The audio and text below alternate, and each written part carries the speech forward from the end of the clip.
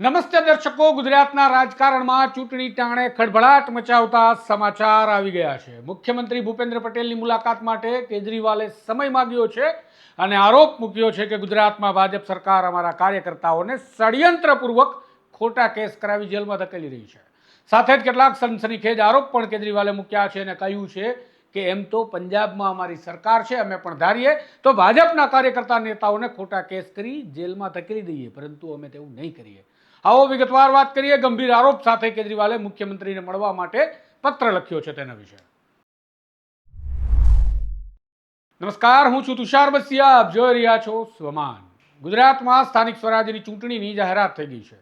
સ્થાનિક સ્વરાજ્યની ચૂંટણી જાહેર થતાં જ રાજકીય પક્ષોની ગતિવિધિ તેજ થઈ ગઈ છે. ત્યારે ગતરોજ આમ આદમી પાર્ટીના ગુજરાતના પ્રદેશ પ્રમુખ ઈશુદાનની પણ ધરપકડ કરવામાં આવી હતી અને સરકાર પર તેના કારણે રાજકીય પ્રહારો આમ આદમી પાર્ટીએ શરૂ કર્યા હતા.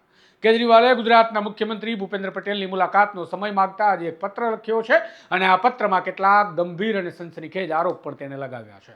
કેજરીવાલના પત્રમાં લખ્યું છે કે ગુજરાતમાં છેલ્લા 3 માસમાં 160 કરતાં વધારે આપના કાર્યકર્તાઓની ધરપકડ કરવામાં આવી છે.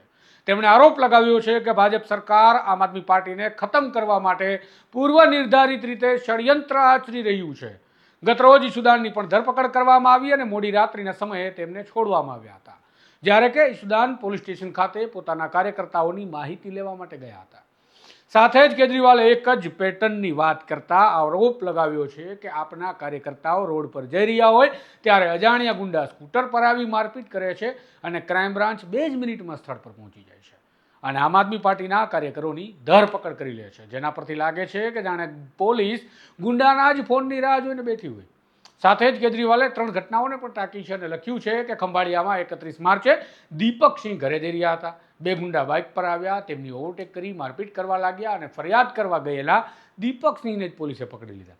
પોરબંદરમાં પણ 30-31 માર્ચે પવન અને જગદીશ પર એક સ્કૂટર સવાર ઈરાદાપૂર્વક ટક્કર મારે છે અને વગર તપાસે પોલીસ 307નો કેસ નોંધી અને ધરપકડ કરી લે છે અને બંને જણા હાલ જેલમાં છે.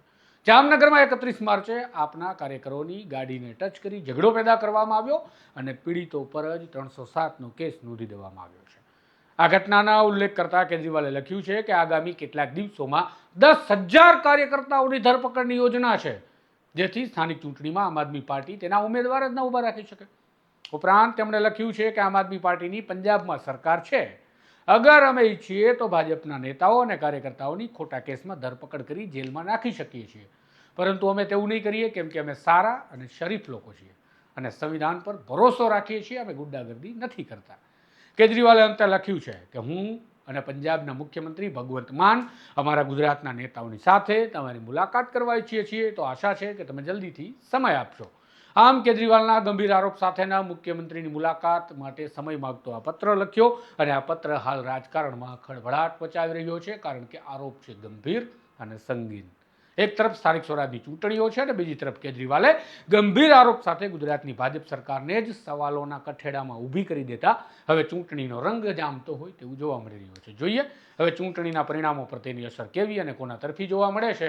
હાલ તો કોંગ્રેસ, ભાજપ અને આપ ત્રણેય પક્ષ પોતાના તરફી જનાદેશ આવશે તેવા દાવા કરી રહ્યા છે.